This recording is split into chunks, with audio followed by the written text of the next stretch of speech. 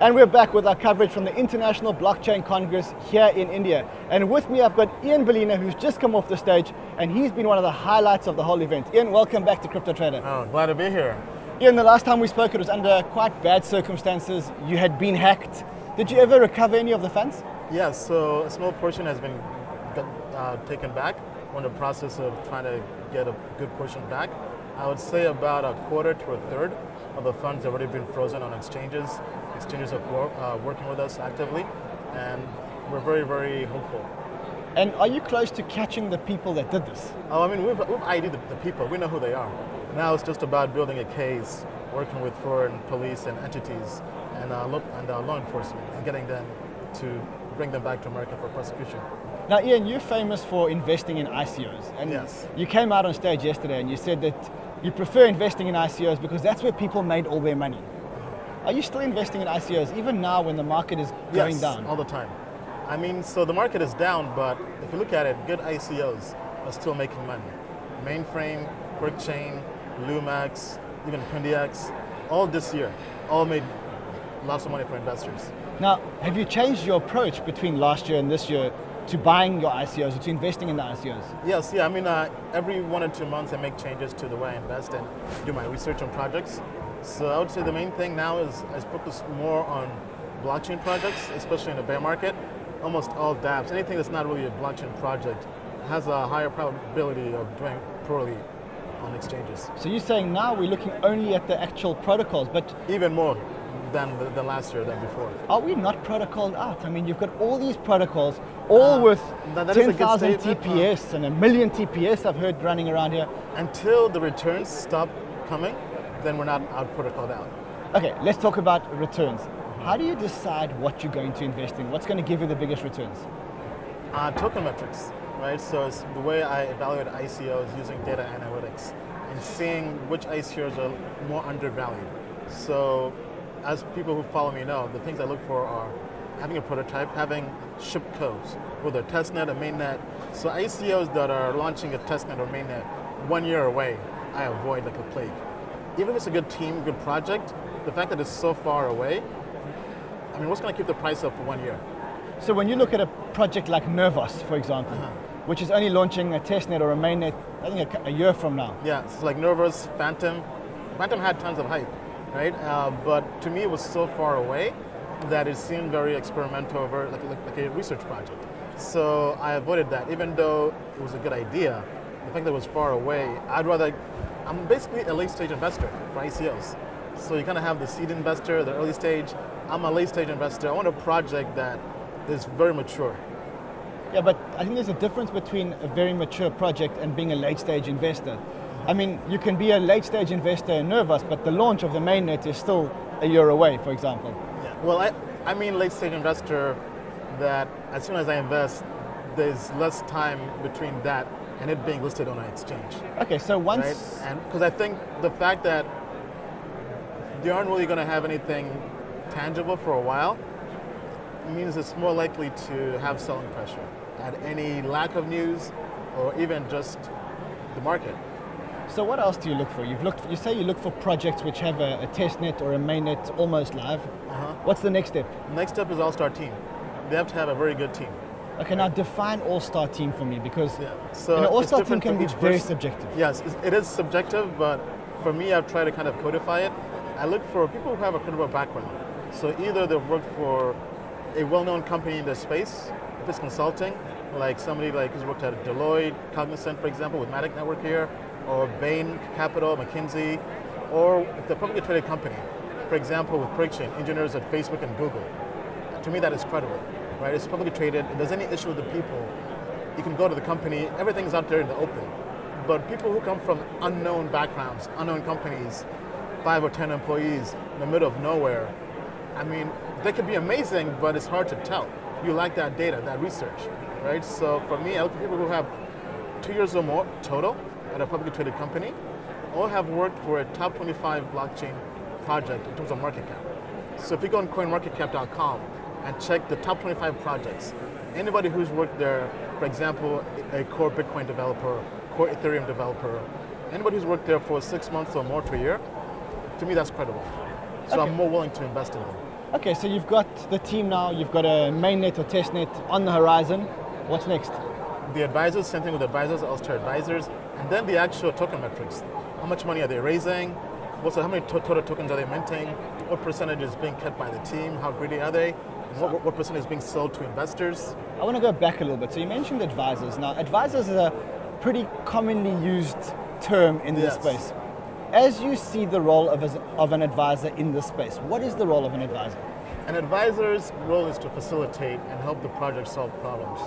So whether it's introducing them to whoever could help them solve their issue. So for example, with me with projects I advise, sometimes it involves me getting them meetings. So if a project wants to partner with a particular project, I can pick up the phone, call that CEO, and get them a meeting. Or if the project is trying to get into a particular exchange, I can leverage my contacts and get them a meeting face-to-face with that exchange. Right? So just helping facilitate whatever issues are at hand, and also giving your expertise in whatever they hired you for. So with me, it's community building, token metrics. I can say, for example, you're planning of doing this, but I think the community will not like that. They'll revolt. It could bring FUD to the project. Maybe do X, Y, and Z instead. Okay, and now let's talk about, you mentioned token distribution, token metrics. What do you look for when you look for token distribution? What's the ideal token distribution? The ideal token distribution is, in terms of total tokens, not printing billions and billions of tokens, something scarce. I mean, for example, Bitcoin, the best example of all time, only has 21 million Bitcoin. Because I feel like when you keep on printing more tokens, you're devaluing your token, right? Because the data shows that it does matter, right? So I feel like ideally anything under 150 million is ideal. And then in terms of what percentage of tokens is given to the community, anything between 65 to 70, 73% is ideal as well. Meaning that the community should be out in the community. Yeah, so ideally the community is the biggest holder of your token. And that would leave how much for the founders in an ideal world? I mean, whatever, depends on what percentage the founders want to take, but they have about 30% or so they can leverage for the company and the founders. So, I mean, I don't break that down. All I care about is what percentage is the entire team and the community. Okay, so testnet, killer team, A-star team, token metrics are good, advisors are good, what else? Hard cap, how much money they're raising. So, for example, dApps, applications building on the blockchain, anything that's raising more than 12 million is not really justified for a dApp. I think because the value is in infrastructure and blockchain projects and protocols, so they're the ones that can really justify the large caps. But you have to take that all into account, into what the total cryptocurrency market cap is, and seeing how other projects have fared historically. Okay. Now, that's for a dApp. What about for a blockchain? Yeah, but I mean, that's for everything, right? dApps, anything over 12 million is a no-go. Blockchains?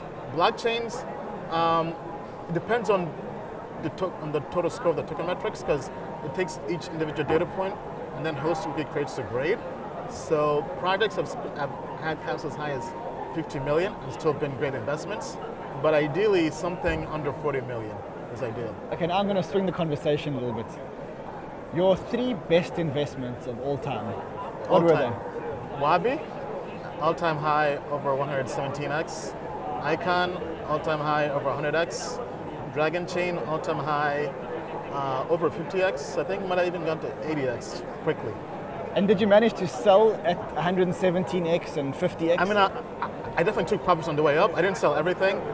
I never sell everything completely, because you never know what, it could go to 1,000x, who knows, right? But I definitely did take profits. So with Icon, I took profits all the way up to $12, but I ended up selling everything at $2. Let's talk about taking profits, because sometimes it's really hard to take profits. When you see something's at 100x, that part of your brain goes that it may be going to 200x. When do you know that it's the right time to take profits? What's your policy? So my policy is, I look to take profits after a 3x return, at least my initial investment. That way I protect myself from losses. Then as it's going up every 5x, so 5, 10x, 15, 20x, or so, take profits as well. So 10 to 20% for me is ideal. Then if something goes just ballistic to 100x, I'll take off a good chunk as well, so 20% as well is advisable. And the way I view it is, it's great to take profits.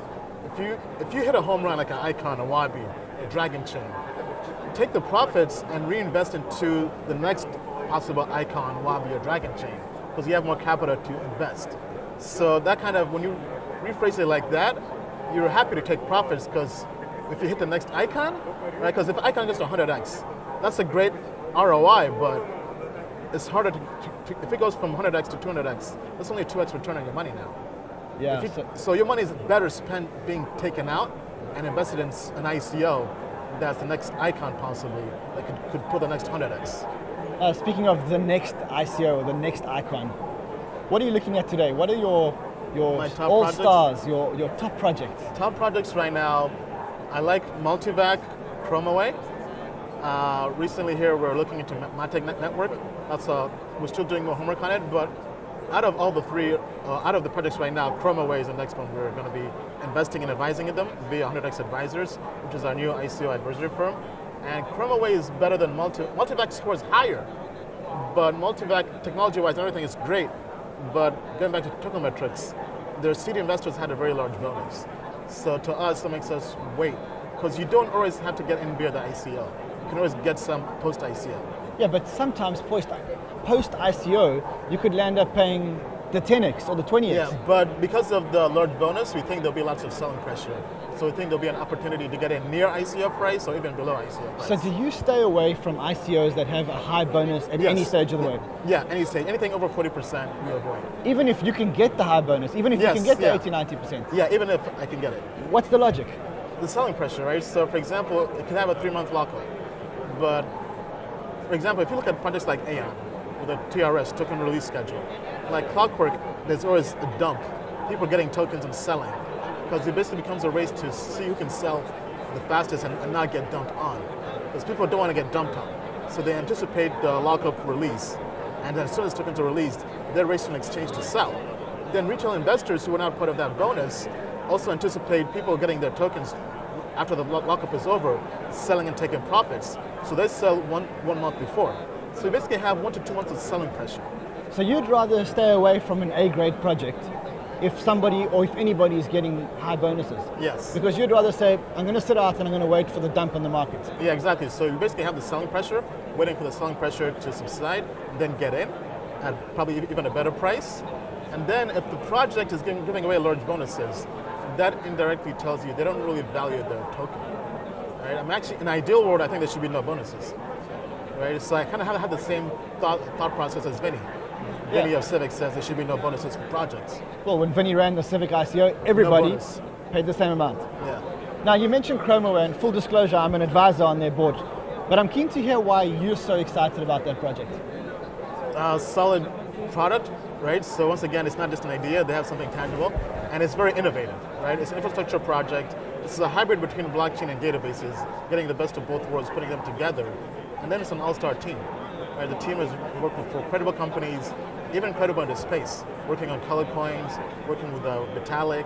So it's something that, to me, and Tokenmetrics also check out as well. Only raising 15 million. So everything checks out for our team, so we chose to advise an investor.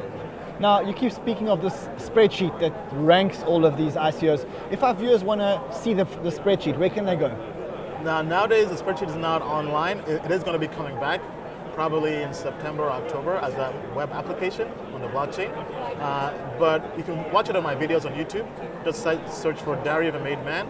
That's my vlog, my video. I just go through, I have videos and live streams, walking people through the spreadsheet. Each ICO, usually every 1 or 2 weeks. Ian, it's such a pleasure to have you on the show. Well, glad Thank to be you for here. coming back to Crypto Trader. Thank you. Thank you.